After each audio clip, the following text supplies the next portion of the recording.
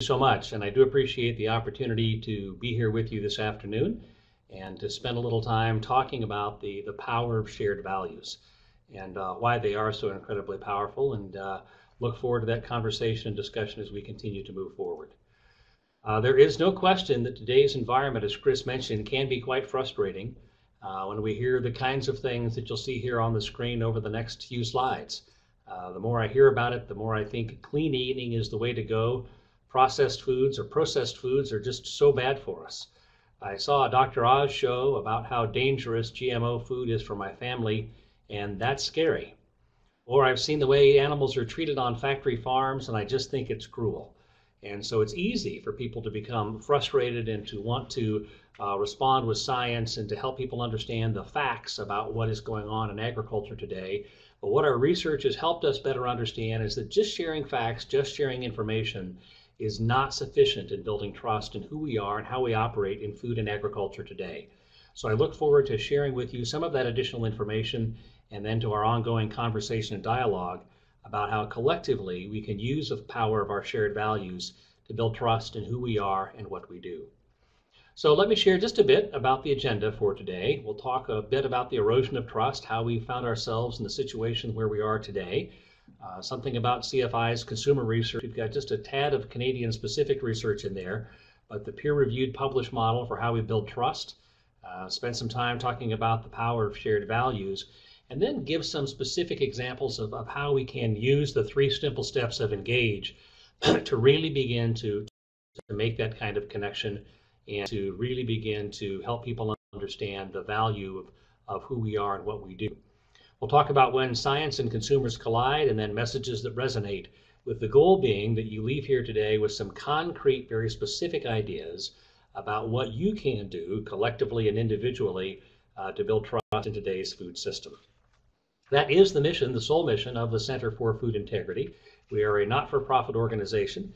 We are now an international not-for-profit organization with our partners at Farm and Food Care Canada, as well as an affiliate in Australia that have come together. So we now have affiliates in Canada and Australia that help us build trust in today's food system in those 3 different countries. We do that because we know that the outcomes of increased trust are an enhanced social license. So that's really the freedom to do what we need to do in agriculture with minimal formalized restrictions. It also creates an environment where we can be prosper and remain competitive in a global market. So I think it's really important when we think about what is the value of trust. There are 2 key outcomes. One, it does help renew that social license that we once enjoyed in agriculture and food, and it creates the environment where we can grow, prosper, and remain competitive in a global environment, which is increasingly important. So what should our communications goal be? If our only goal is to persuade activists or change their minds, we will lose. If you think about the standard bell curve distribution, if we get to anyone who's more than about 1.5 standard deviations from the mean, we either don't need them or we're not likely to get them. So people who have already made up their minds and are dedicated advocates for a particular position are not likely to be persuaded.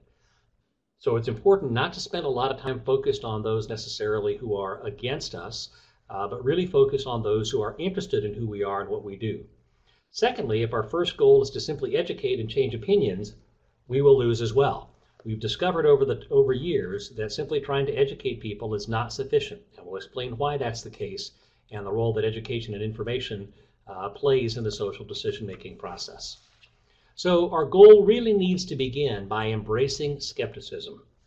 It may sound odd, but really skepticism is a terrific thing because it indicates it's a reflection of an interest. It's a reflection of having enough interest in who we are and what we do to be concerned. And people who are skeptical are people who are willing to engage with us.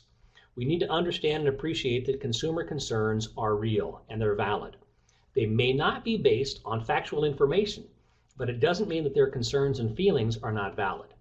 And it also gives us the opportunity then, in terms of thinking about our goals, to help consumers understand that today's agriculture may actually be better aligned with their values than they previously thought. And it's when we find that alignment of values that we really have an opportunity to build trust. And that's what we're looking for through Engage and through the work we do at the Center for Food Integrity. So let's spend a little bit of time talking about the erosion of trust. How did we get to where we are today? Well, we've done quite a bit of research onto that, and let me back up just one slide before we get into the details. Thinking about the historical context, in the 1950s, coming out of World War II and in the 1950s, in both Canada and the United States, we had fairly broad social consensus, fairly optimistic kind of times, and things were moving along with a fairly consistent and optimistic social environment. Then we move into the 1960s and we begin to see more social upheaval, culminating with a number of events in the late 1960s that began to cause people to question whether or not institutions were worthy of their trust, whether or not government institutions, religious institutions, business institutions, academic institutions, whether or not any of them were worthy of trust. And with the activity that we saw over the last 45 years in all of those sectors of society, the number of incidents and the visibility of incidents that cause people to question whether or not institutions are worthy of trust has now shifted the social focus and fabric to a point where we are fundamentally skeptical about whether institutions are worthy of trust. So let's take a look at exactly what changed during that 45-year period of time. It used to be that authority was granted primarily by office. If you held a title, if you'd been elected to a position, people would defer to you and grant you authority. Today, authority is really granted primarily by relationship, and that's never been more true than through social media. The relationships you have, the groups to whom you belong, to which you belong, help determine to whom you will grant authority. We had fairly broad social consensus, as I mentioned before, primarily driven by white Anglo-Saxon Protestant males. Today, there is no single social consensus, great diversity, and many voices. And one of the things that those in food and agriculture struggle with is which of those voices should we listen to? Which of those voices should we respond to? Which of those voices should drive how we choose to engage in the social conversation? It used to be that communication was very formal and indirect. Mass communication, where you had one single point of a message, it would be distributed to a large audience, and essentially we all got much the same information over and over and over again from mass communication. Today, communication is very informal and very direct. As we've already seen in the chat box, as people are sharing information going back and forth, it's very informal and very direct. We've gone from mass communication to masses of communicators. As anyone has the opportunity now to comment, provide feedback, provide input on what's taking place in food and agriculture, whether or not they happen to be an expert. And again, that creates a very different environment for us in thinking about how we engage, who we engage, and when we engage. It used to be that progress was inevitable. In fact, historically, we've celebrated every minor incremental improvement in productivity in agriculture, as well we should. But today, progress is possible, but what we define as progress, others may not. And so we see a fundamental change there in terms of how progress is valued. It used to be that institutions were respected. Today, institutions fundamentally are not trusted. And so some pretty important social shifts over the last 45 to 48 years that put us in the position where we are today. Over that same 45-year period of time in agriculture, we've seen significant additional consolidation, integration, and industrialization, which helps keep food more available, more affordable, and less expensive than it's ever been before. But it also contributes to the perception that we too have now become an institution and, like other institutions, are no longer worthy of trust. So you see these two fairly significant social trends colliding, where people have lost trust in institutions, and because of the consolidation, integration, and industrialization of agriculture and food, they now believe that we too are an institution and therefore no longer worthy of public trust. Some of the other compounding factors that we see is the public does sense change in the way food is produced, but they don't understand why. They don't understand what's really been driving that change, and more importantly, what are the benefits to them? Not what are the benefits to agriculture, but what are the benefits to society from the changes that have taken place. We also know that social media quickly amplifies the issue. Online influencers tend to skew information, and the media focuses on the most dramatic stories. As we've gone from mass communication to masses of communicators, rather than connecting each of us, what it's tended to do is drive us all into smaller, insular tribes, which limits our connectivity and communication behavior. But we do see social media jumping on those issues, amplifying it, particularly if there is something dramatic or something potentially dramatic that they can incorporate into the conversation. The other compounding factor is the role that food plays in our lives. It's one of the very few things that's necessary for life, for living, and it also fills very strong emotional and cultural needs. Rarely do we gather as a family or as a community when food is not involved. And it also helps begin to shape then how we engage with others. So because of all those compounding factors, food plays a very different role than other issues and other topics in society. I'm sure many of you are familiar with the Jimmy Kimmel skit on GMOs, where he went to a farmer's market in Los Angeles and asked people, what's a GMO? And I believe in those interviews that he captured, only one person was able to accurately identify what a GMO is. The rest of them were confused and conflicted, but certainly believed that a GMO was something that should be avoided. So what it really reflects to us is the fact that it's less about the specific technology than it is about what the technology perhaps represents. That a GMO or other kinds of technologies represent further industrialization of agriculture, which is what people are really pushing back against. So it's really not the pushback against a GMO per se, it's a pushback against what the GMO represents. And that's what people tend to be more concerned about. But it was a rather amusing illustration of the confusion and the lack of information and the lack of accurate information that people have about food and agriculture. So let me transition just a bit and share with you some information from our 2014 Consumer Trust Research.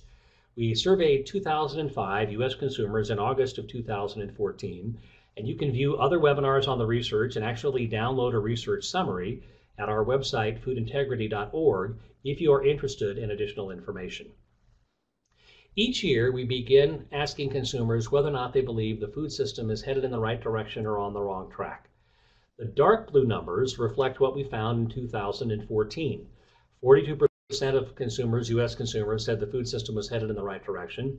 30% said the wrong track. 27% were unsure. The light blue numbers really reflect what we found then in 2013. And it was really interesting to see the remarkable change between 2013 and 2014. To see an 8% shift from 2013 to 2014 from wrong direction, right track is significant. Now, we don't know what caused that shift, and we won't know until we complete the survey this year if that was a one-year anomaly or if it's the beginning of a trend. A couple of other things that are interesting to note on this trend is that early adopters tend to be more skeptical. Early adopters are those consumers who have a higher level of income, generally a higher education, broader social circle, and they are always regarded as the opinion leaders within their social community. That's why we poll and want to know what early adopters think about issues, because they tend to be the opinion leaders within that specific community. It's also interesting to note the differences between men and women. There are important and measurable gender differences, with 48% of men believing the food system is headed in the right direction, 32% of women believing it's on the wrong track.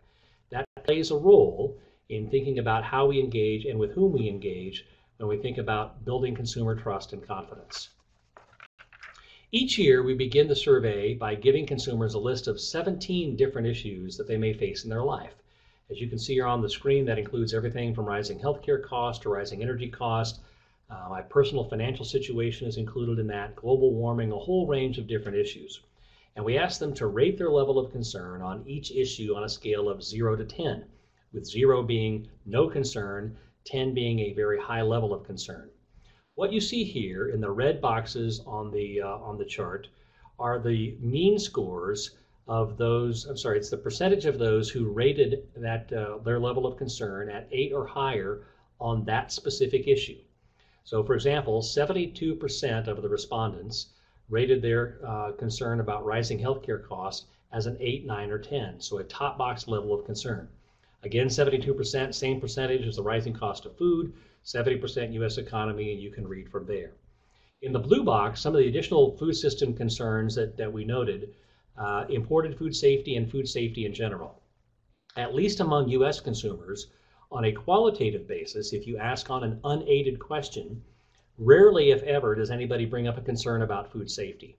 If you ask them to rate their concern about whether or not food is safe, they always rate it very high.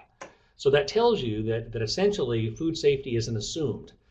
People simply assume that food is likely to be safe unless something else happens. If you ask them specifically, are you concerned about food safety? Of course they are, but generally they assume food is going to be safe. Women tend to be more concerned about most issues than men, and again, early adopters were more concerned about all issues than later adopters.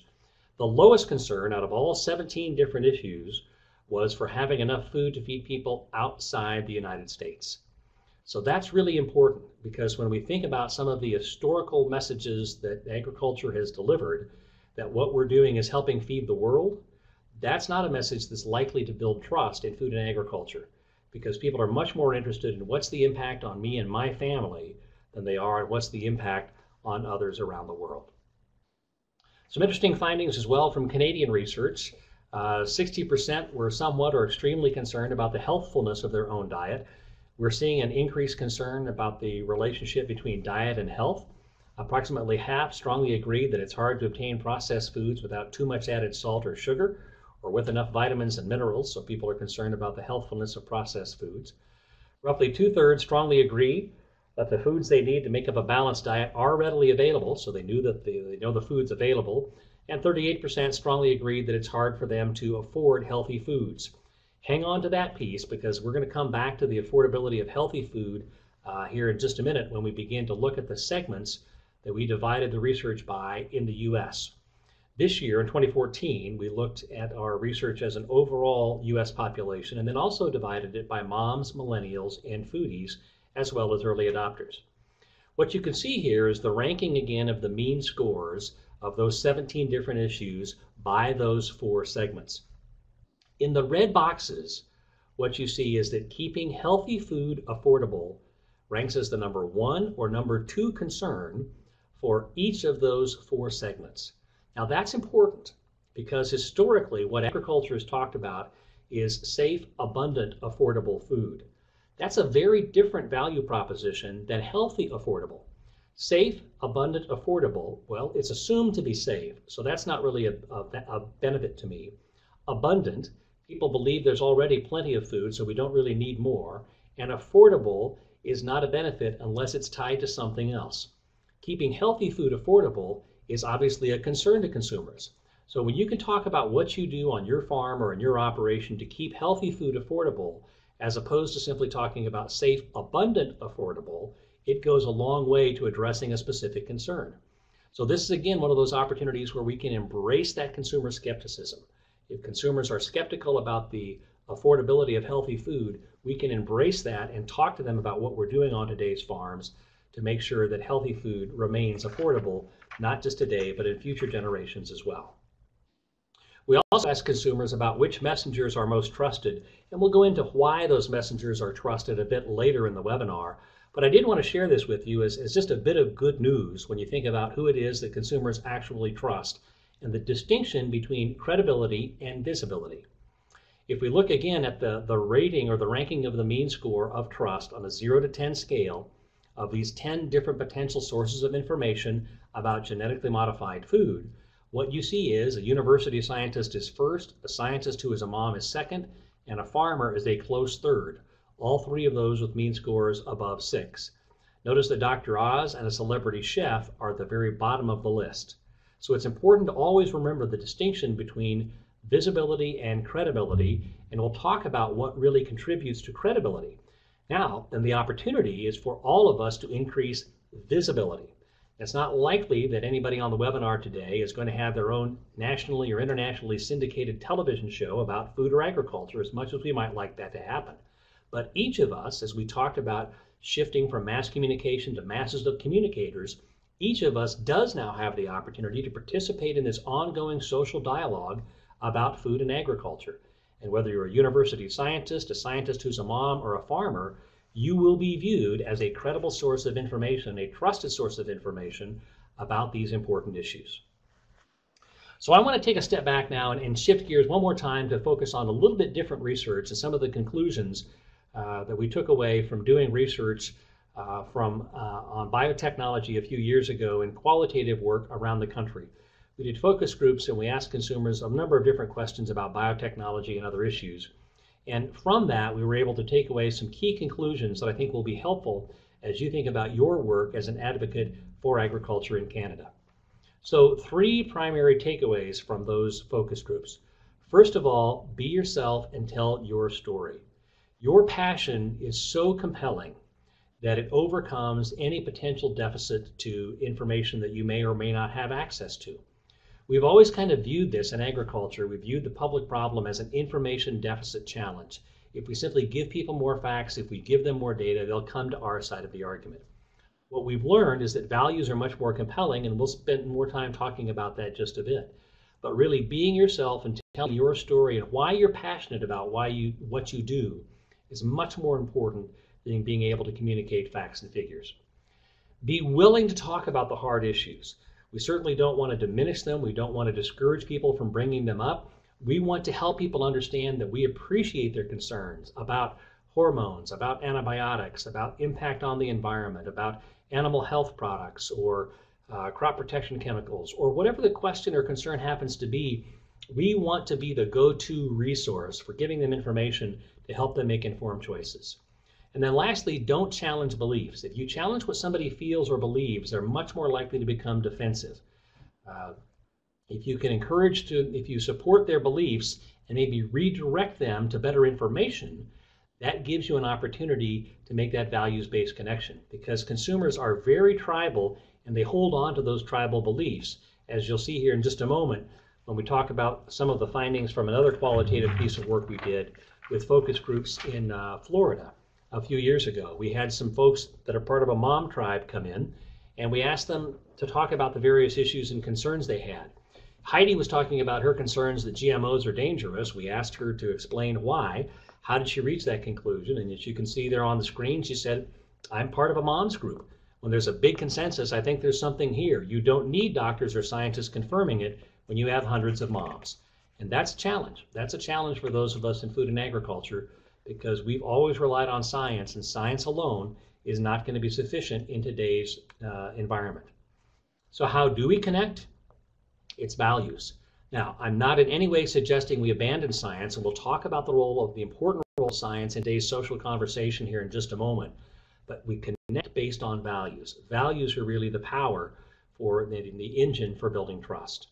So let's spend a little bit of time talking about the power of shared values and the peer-reviewed and published model that we've developed over the last 8 years for how we go about building trust. We know that most of you on the webinar today are primarily interested in protecting your freedom to operate. That's your ability to do what you do best with a minimum amount of outside interference. And that requires us today to consistently earn and maintain a social license. And we define the social license as the privilege of operating with minimal formalized restrictions based on maintaining public trust.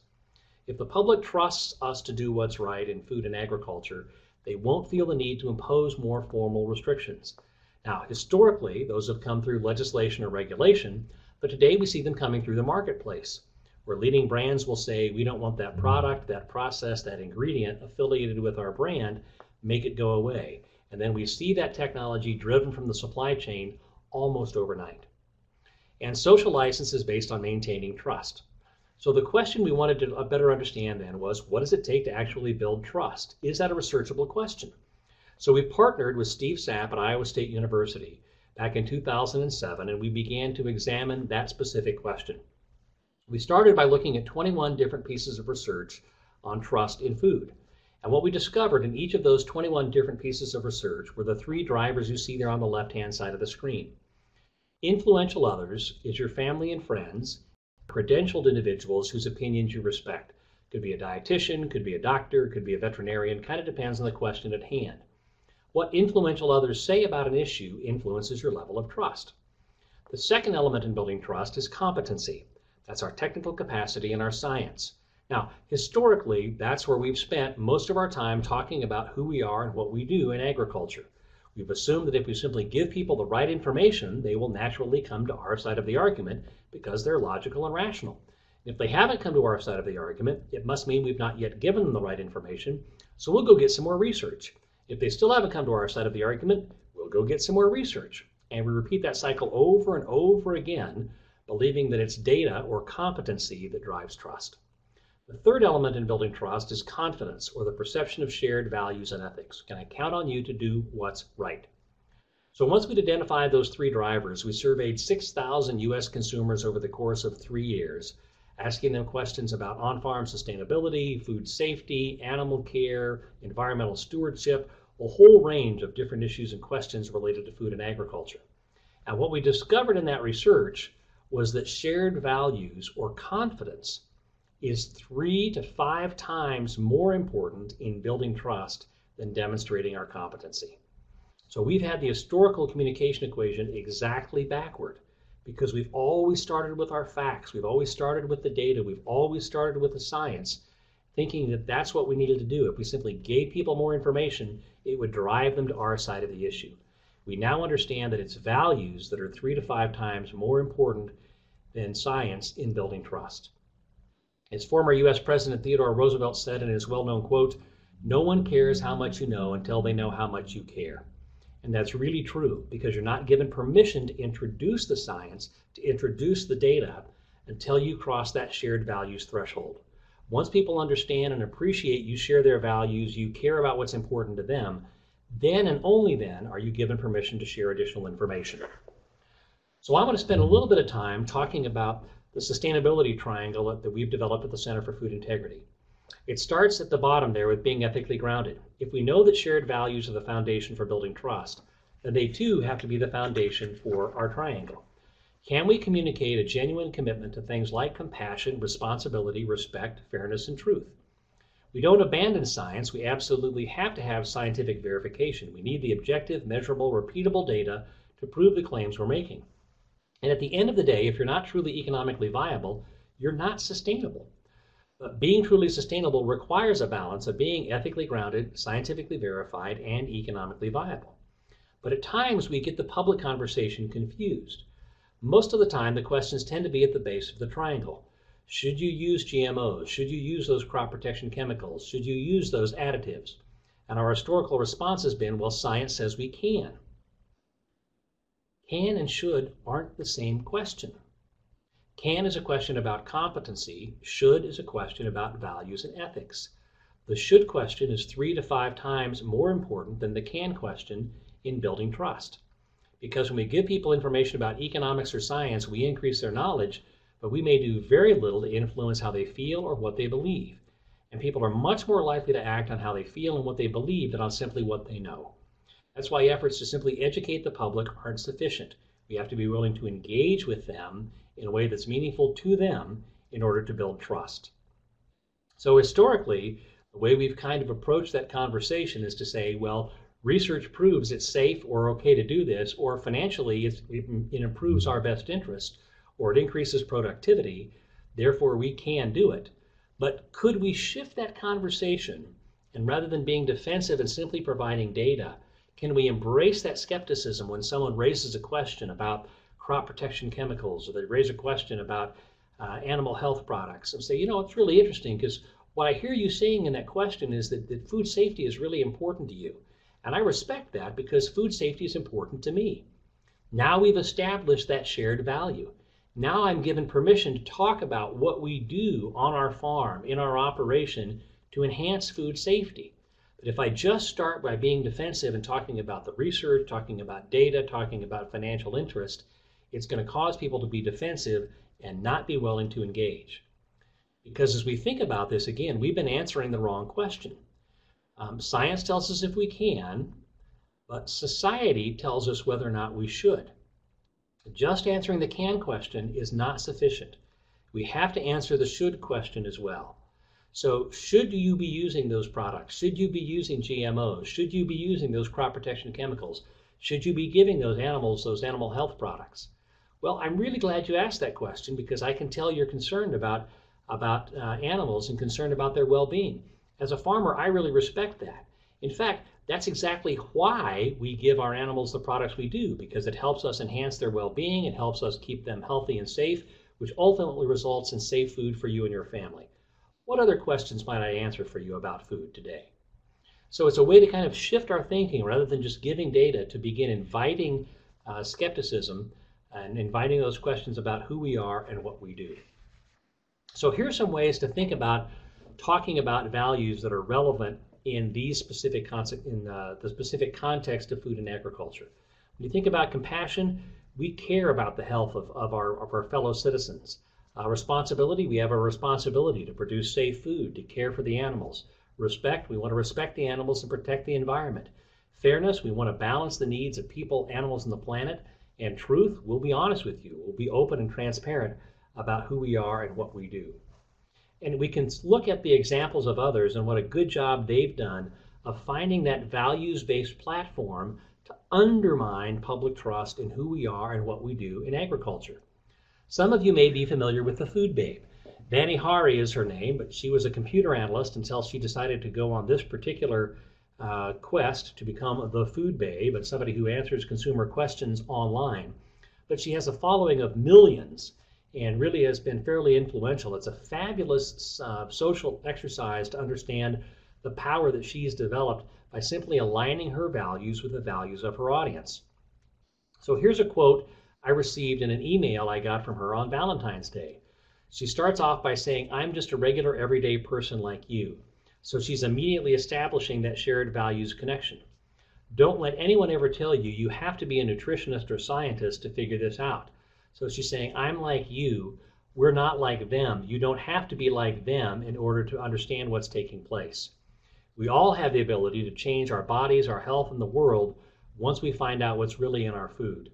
So we may disagree with her philosophy, her approach, and certainly there are questionable pieces of information that she shared, but you can certainly see how her philosophy and approach has aligned itself with the values and concerns of consumers. So not only has she embraced skepticism, she's leveraging that skepticism as a way to enhance her business. So what do we do? How do we begin to change this kind of conversation? How do we begin to think differently about engaging in a way that is very, very meaningful and shifting the discussion? It really starts by finding that connection point. As the graph or chart there illustrates, that's the good stuff, where you find the connection between you and one other person. That's the place where you can make that connection, that values-based connection, and really leverage that to begin to drive trust. So before you engage, there are a few things that you need to keep in mind. First of all, be committed to having a conversation, not just educating, defending, or correcting misinformation. If you're there to simply defend agriculture or correct misinformation, you're not likely to be successful in building support for who we are and what we do. Building trust and defending a position are entirely different strategies, very different philosophies. Be principle-driven. Know what's important to you and how your values drive you when it comes to agriculture and food. Those principles, understanding your values, will help you also understand why sometimes you get frustrated and aggravated when people challenge your values. Third, keep your emotions in check. That can be really hard to do because when people are challenging your identity and challenging your values, it can feel very personal. It can feel like a personal attack. But understand what they're really questioning is the system. They're not questioning you specifically. And then the last point is really the most important one. You need to understand whether or not you'll be able to engage successfully with this individual. Do they believe, can they support your right to be involved in farming or food production? If they simply have questions, but they really like your idea of farming and they like you, then that's the kind of person with whom you can be engaged and probably have a successful kind of engagement. If they don't recognize your right to farm, if they simply feel that what we're doing is ethically unsupported, then it's very, very difficult to have a conversation with them. You may simply have to choose to disengage. So engage in 3 very simple steps. It begins by listening, then asking, then sharing. Those three very simple steps are the principles of engage, and we'll walk through them to demonstrate how they work. As Stephen Covey said, most people don't listen with the intent to understand, they listen with the intent to reply. So it's important when we listen to listen for values, to listen for the intent, for their intent to communicate to us and to embrace that skepticism so that then we're prepared to really ask additional questions and to engage in that values-based kind of dialogue. Listen without judgment. This is really, really hard to do because having been through a number of these conversations, you begin to anticipate where they're likely to go with their objection or concern. It's easy to become defensive. But actively listen without judgment, but for agreement and points of connection to understand how their concern is tied to your values. Because if they're talking about their concern about hormones or antibiotics or something, you can begin to peel that apart and say, okay, So you're concerned about food safety, or you're concerned about the environment, or you're concerned about how animals are treated. Guess what? So am I. Now you found that connecting point. It's a place where you can begin and you can continue that conversation. Number 2, ask questions and invite dialogue. You really want to help to do that, to clarify the perspective, because sometimes people are confused and it's not easy to always understand what is the specific point or the specific issue that they have, because they aren't necessarily clear. So you can ask questions to invite dialogue, helps make sure that you're on the same page. So in thinking about that, you want to start by acknowledging that someone has been heard. It shows that you heard or understand the statement, and then ask questions. It demonstrates that you're working to better understand them better. So you can see below some examples of language you can use to both acknowledge and demonstrate an interest in understanding better. Well, that's really interesting. I hadn't heard that before. Tell me more about it. Or where did you hear about that? I can understand why there's confusion. What concerns you the most about that particular topic? So you're helping people understand that you've heard them and you're asking for additional information. By getting additional information, you will be better prepared to identify the values and to be able to demonstrate and communicate how specifically you share the values that are important to them.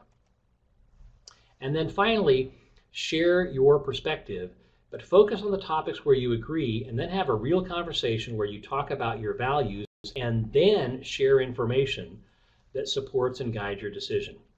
So for example, as I said before, when someone raises questions or concerns about, I just don't like the way that animals are treated on those factory farms. It just doesn't seem right to me that they're raised indoors. Well, what I can hear from that discussion is that person is really interested in animal well-being. So am I. So now we've got a way to begin the conversation. I can say something like, I really appreciate you raising that concern and that question, and I certainly respect that because I can tell you care a lot about animals. I care a lot about animals too. In fact, while it may look different than the way we used to farm, moving them indoors actually helps us protect them from predators and disease and weather extremes, and it allows me to monitor their condition every single day. So it helps us do a better job of keeping them safe and comfortable than perhaps we might have been able to do with systems when they weren't indoors. What other questions do you have about agriculture that I might offer? So again, it gives you a way to identify the value and then engage in that conversation in a way that can be much more productive.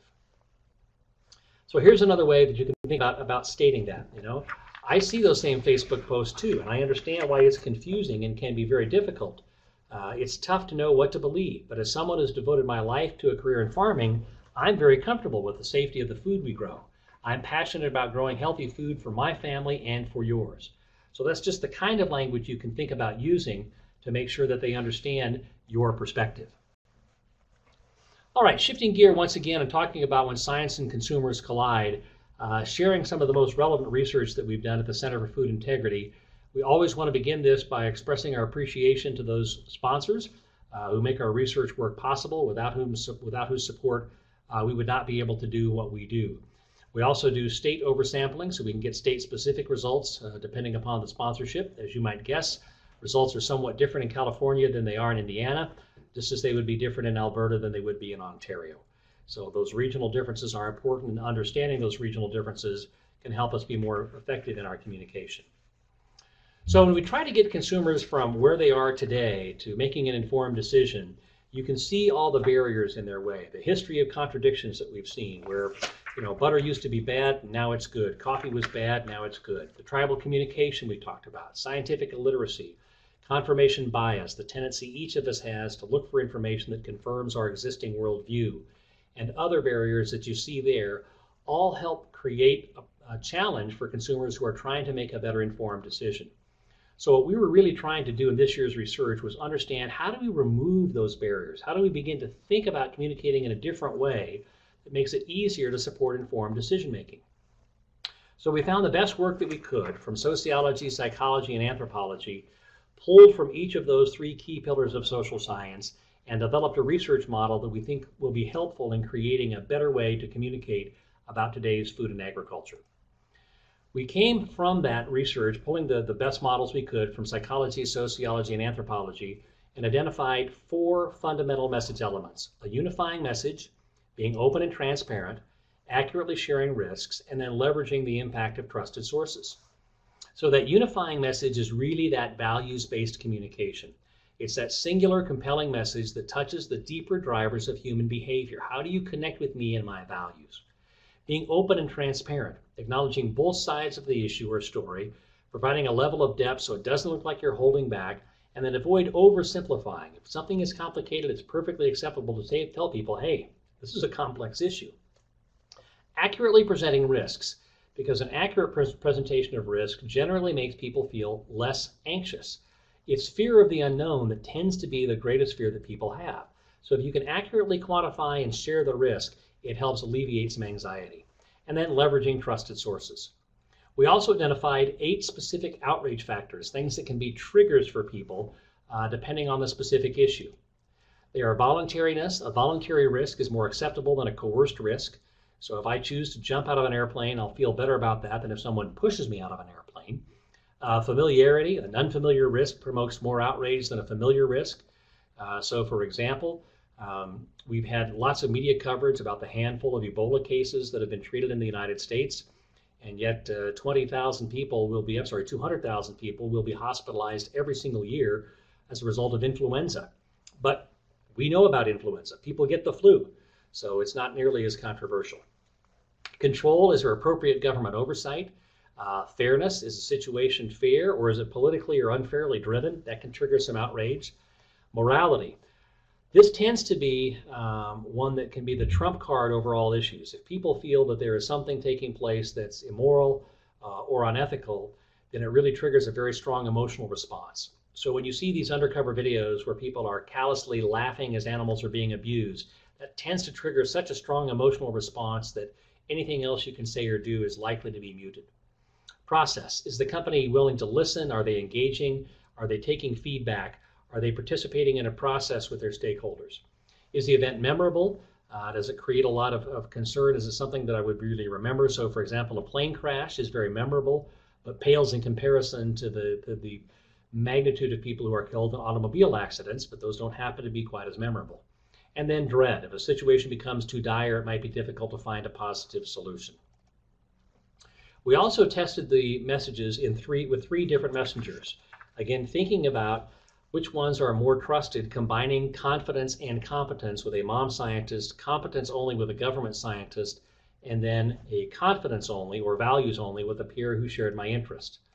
So we asked people to rate their level of trust. We asked them to rate how competent they thought the messenger was, how much confidence they had in them, how much trust they had in that individual, and how much credibility that individual had, and then came up with an overall composite messenger score that we then used to validate who was going to be the best messenger. So the best messenger was someone that people thought was competent, they had confidence in, they trusted them, and they viewed them as a credible source of information. And what we found is that on the 2 stimulus issues that we used for this year's research, antibiotic resistance and GM food, the mom scientist tended to be the highest rated messenger for both of those topics, followed by the government scientist, followed by the peer who shares my interest.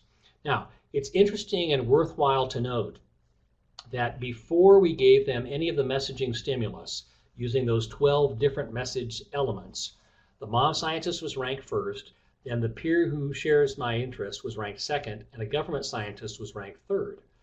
Once we then shared the messaging, the peer and the government scientist switched places, because the peer who shares my interest can share my interest, but he or she doesn't have the credibility of a government scientist.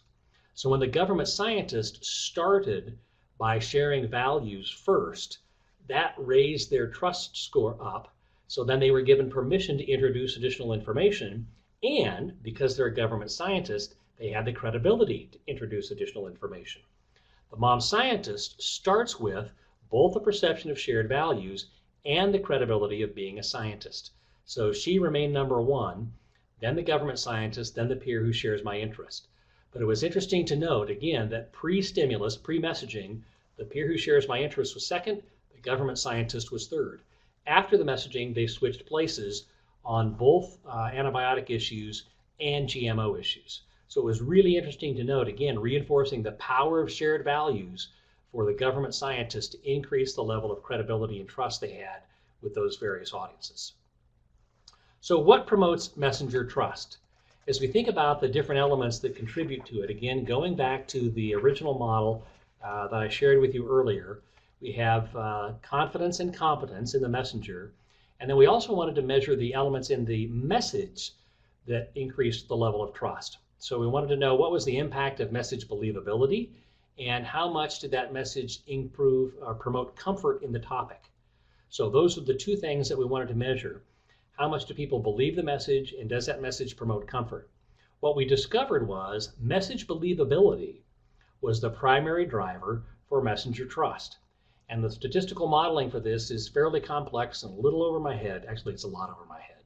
It's fairly complex, not something I understand, but from the scientists who did it, they did the analysis and were able to prove that it's really message believability that is the fundamental driver for consumer trust. So then again, distilling down, going back to finding the elements that are most important in building believability, we were able to distill that as well. Remember, we had these 12 different potential message elements: the unifying message, being open and transparent, accurate presentation of risks, leveraging trusted sources, voluntariness, familiarity, control, fairness, morality, process, memorability, and dread. So we did statistical analysis to determine which of those had the greatest impact on believability, which then in turn had the greatest impact on building trust.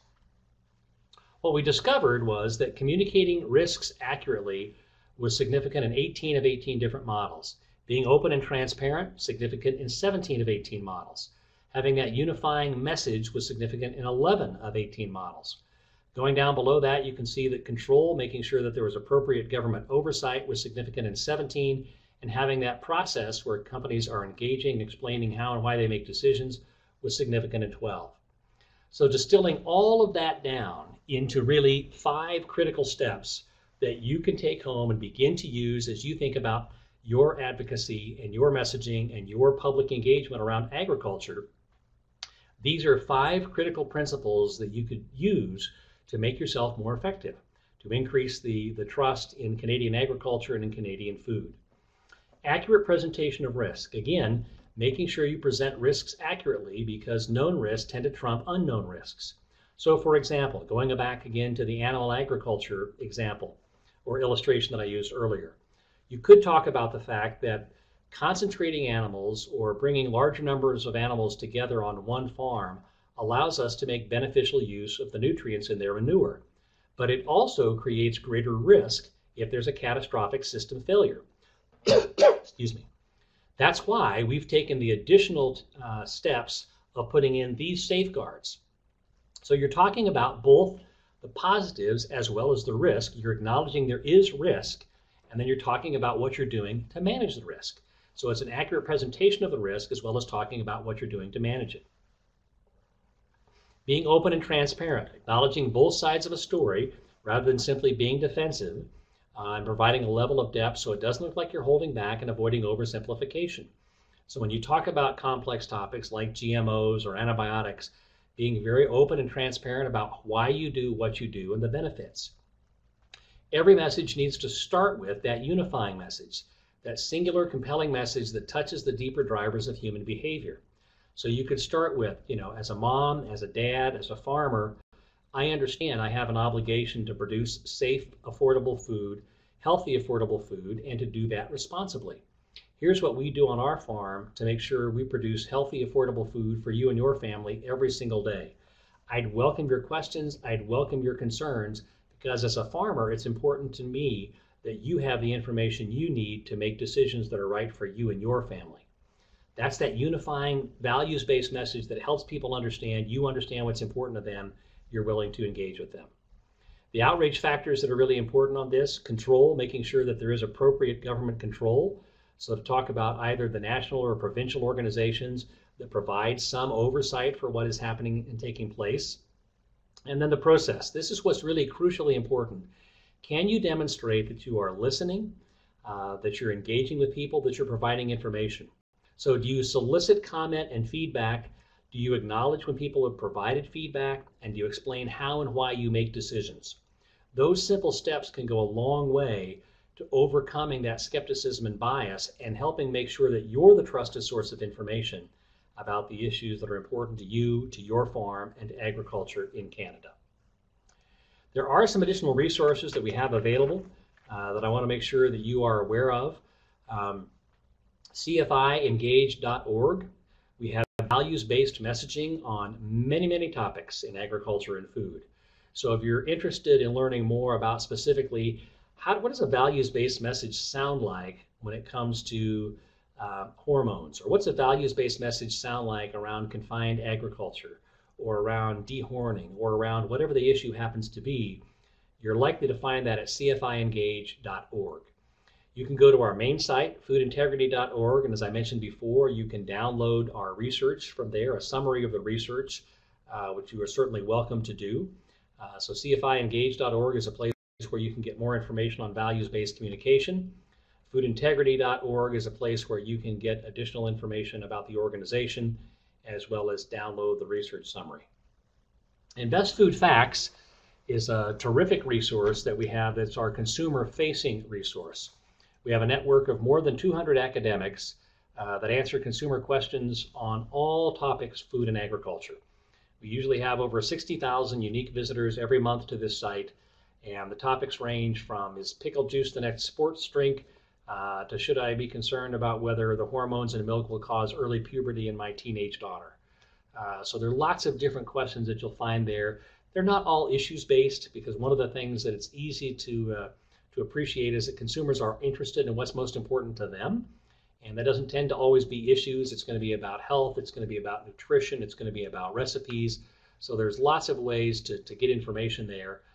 So it's not all issues all the time, but it's a great way for us to take great work done by a network of researchers, our food faculty from around the world, and get that information and make it accessible and meaningful to consumers. So if there's a topic that you aren't as comfortable answering or don't know the information to, lots of times you can simply point people in the direction of Best Food Facts, and they'll be able to get their question answered there. And then finally, this one is a bit more in-depth for those who are interested in a little more scientific information and a little more analysis about what's going on issues. It's the Food Journal and Food and Nutrition and Science. You can go to foodnutritionscience.com. It's a partnership we have with Phil Lempert of the Lempert Report and CFI to make that information available as well. So lots of different levels of information available. And again, we do have a collaboration. We're working with Farm and Food Care Canada to launch the Canadian Centre for Food Integrity. They have a Real Dirt on Farmers speaker training that does incorporate many of these values-based communication principles. I know others do as well. We certainly encourage people to embrace that power of shared values, because that is really what will drive consumer trust and confidence in who we are, what we do, and how we operate today, and how we operate in the future as well. So with that, Chris, I'm happy to open it up for questions and conversation and dialogue. And again, I really appreciate the opportunity to be with you this afternoon and look forward to our conversation. Thanks, Charlie. This, as I said, this hits home for me in a number of ways. But by far the most impressive piece is that you received a Valentine's message from the food babe. It was very... Well, it wasn't just me, Chris. I would like to claim that it was only for me and it was very special and personal, but I fear it was on our mass mailing list. So I just know I didn't get one. So here at Farm Management Canada, we're pretty tight with Ag More Than Ever folk, and I can't agree more that it takes so little negativity to erase all sorts of positivity in the industry. And also in another life here in Ottawa, our nation's capital, I run a little farmers market, and I find it particularly difficult to, I'm a city guy with a country heart, but I find it particularly difficult to speak, how should I put it, in layman's terms to the city folk, if you will. I'd like to pick your brain in your experience, because it's much vaster than mine. Do you find, obviously the world is becoming a much more urban place these days. Do you see that being a growing problem in what you've just spoken about? It is, Chris, and clearly the growing urban-rural divide is something that will continue to be a challenge. I think that one of the things to remember is it's less about what you know and it's a lot more about who you are. And people will remember the impression that you left with them long after they remember any information you share with them. So simply your ability to talk about your passion for farming, the farmers that you know, their commitment to doing what's right for food safety, for animals, for plants, for the environment, for helping to keep healthy food affordable, that goes a long way, because what consumers are looking for is permission to believe. They're looking for permission to believe that the food that they buy for themselves and their families is safe, it's nutritious, and it's produced in a responsible manner. It doesn't require an extensive amount of data to cross that permission to believe threshold. You can cross that simply by giving them a sense of confidence that the men and women who are involved in food and agriculture are doing what's right, and then a little bit of information to support that. So not being expert is not necessarily a detriment, because oftentimes we find that people know too much, and that we simply want to share everything we know in the hope that we can overwhelm them with data and statistics, and that will be persuasive, when in fact it's really about making that values-based connection that is so powerful. Thank you very much. So what I'll do is I'll just read questions and comments out and then just throw them over to you. The first one in the lineup here, and I think you can see these as well, is from Bill. It seems like more of a comment. Maybe you want to address it, maybe you don't. He says, the 2005 interview seems small for a country the size of the U.S. Yeah, great question, Bill. Great comment. And really, you could do a very valid, statistically valid survey in the U.S. with 1,000 consumers. The way statistics work, and again, I went to the University of Nebraska where the N stands for knowledge. So this is way above my pay grade. But the way statistics work is it's not a linear relationship. So you can definitely do a very small sample, and it is projectable across the entire U.S. population with a 95% confidence level.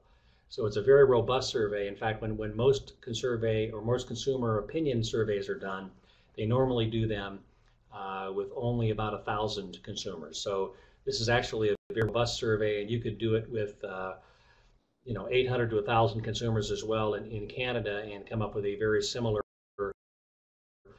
level of confidence. Along maybe some of the stats that you shared, Carla asked, what percentage of women think food is on the right track? And I know you touched on I love the scientist as a mom question as well. Right, it's in the research summary. I don't have that percentage in front of me, but you could download that and it would be in the summary that you could identify online. I will tell you an interesting observation, though, that I found somewhat counterintuitive, was that my working assumption going into the research would have been that foodies would have been less likely to believe the food system was headed in the right direction, when exactly the opposite was true. Almost half of foodies, 49% of foodies, believe the food system is headed on the right track, and only about a third of moms believe it's headed on the right track. And we spent some time thinking about why that might be the case. And foodies have already identified their personal food philosophy, where they're going for food, the kinds of foods that they think are appropriate for them and their families. And so for them, the food system is headed in the right direction. Moms tend to be much more conflicted, trying to balance so many different priorities that they're still trying to figure out what is the right food philosophy and how exactly do I approach this issue. Jennifer shares a question I had. What exactly is an early adopter, Charlie? Terrific question.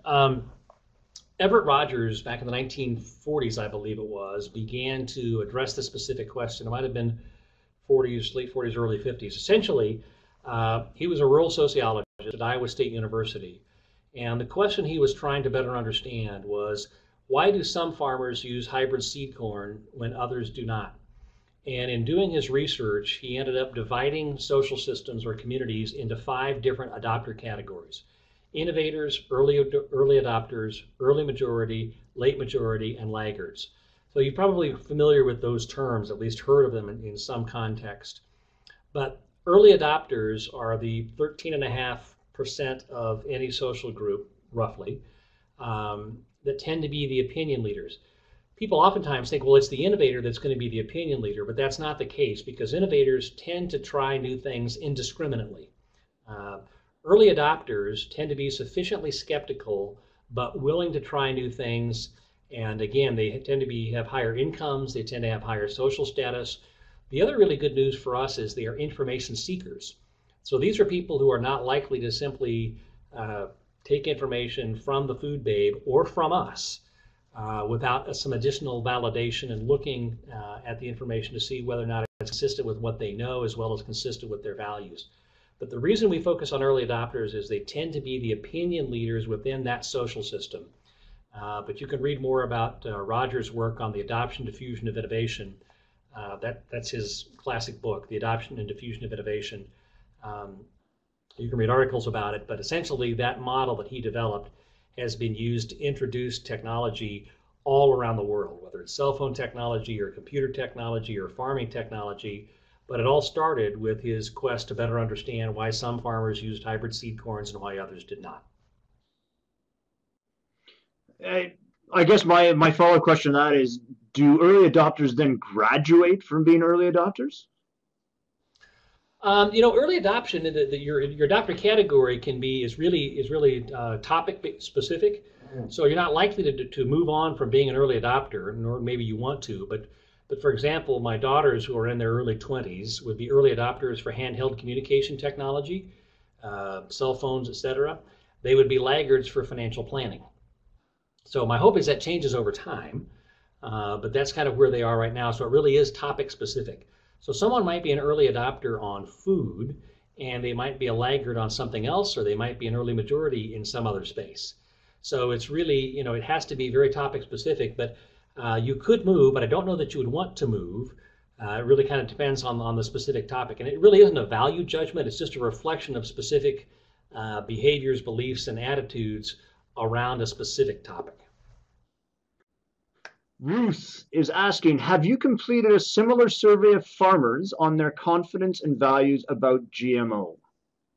Oh, we've not, Ruth, but that's an excellent question. I would love to do that. We've not completed a similar survey of farmers on their confidence and values about GMO.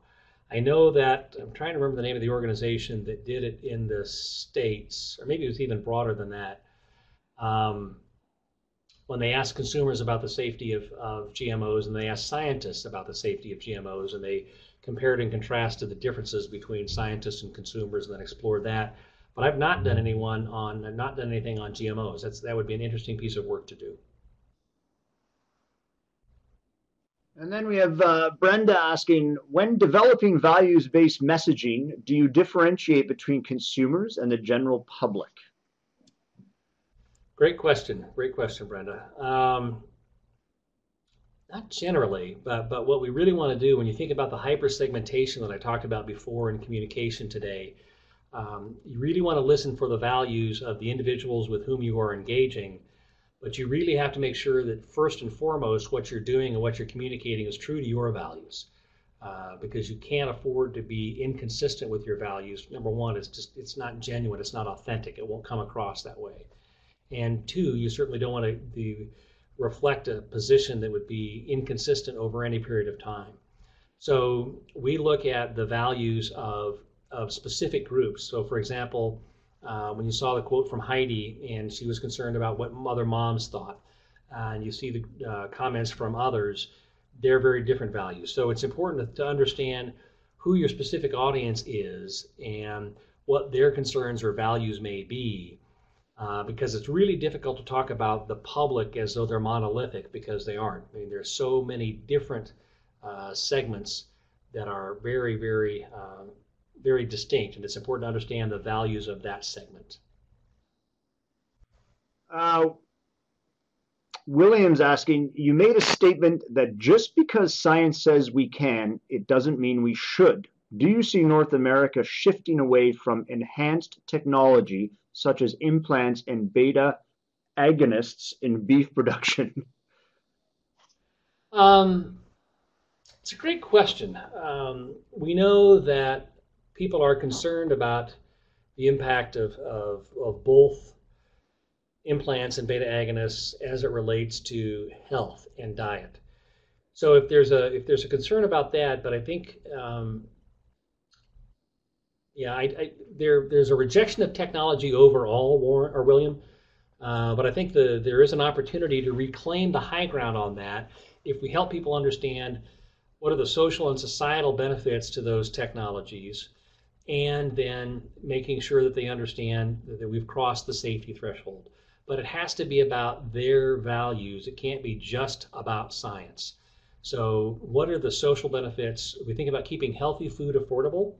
So let's talk about that. If keeping healthy food affordable is a key driver for a large percentage of consumers and those segments that we saw, what does the use of implants and beta agonists do to keep healthy food affordable? And then talk about the use of technology in the context of addressing those consumer priorities, as opposed to this is safe and it helps make farmers more productive. Number one, people assume it's going to be safe or you wouldn't even have it in the market. And number two, I hate to say this, but people aren't all that concerned about whether or not farmers are productive. Now, they are concerned about healthy, affordable food. The flip side of being more productive is that healthy food is more affordable. So we've got to connect the dots for them because consumers don't always do that. So being able to go back and say, yay, I really appreciate your concern about food safety, and I share that concern. And in fact, part of the reason that we use the technology we use today is to make sure that healthy food is more affordable and more available to others. So when we use technology in animal agriculture or in agriculture in general, it helps us keep healthy food affordable for you and your family. These particular products, whether they're implants or beta agonists, we know from science are safe. I certainly eat beef that has been that has used this technology. But what's more important is it makes high quality beef available and affordable to more people. And that's the social benefit. That's the ethical argument you can make in support of the technology. But just crossing the safety threshold and science says we can, that's a loser every time. I only chuckled because that was way over my head, so I'm happy you had that covered, Charlie. Well, I happen to know the agonist, so there you go. There were a couple of people asking about the slides and the information being shared. I have had a positive on that, but you must email us at agriwebinar@fmc-gac.com. You can find that address on the AgriWebinar webpage as well. I think we're all out of questions, Charlie. I want to say thank you very much on behalf of FMC and Ag More Than Ever. I also want to, on behalf of FMC, thank Ag More Than Ever for this excellent series that they've sponsored, and for promoting the cause of spreading the good word of agriculture. If you would like to sum things up in any way, please feel free. Well, I have a deep appreciation and respect for the women and men who are involved in food and agriculture, and certainly appreciate all the hard work. People don't appreciate what you do. They don't appreciate the risk that you take. They don't appreciate the capital-intensive nature of agriculture. They don't appreciate the hard work. And so it's easy to become defensive. It's easy to become combative when they begin to raise those questions. But I've never met a better group of people anywhere on the planet than those who are involved in food and agriculture. It's one of the reasons that I've chosen to dedicate my career. So stay true to your values, use the power of your values, be comfortable and confident in who you are, and that will carry much more weight than any data you could ever share about what you're doing. But the power of your values as women and men involved in agriculture will help build and maintain trust in today's farming practices. And I just want to thank you again for the opportunity. And please let me know if there's anything else that we can do to be supportive.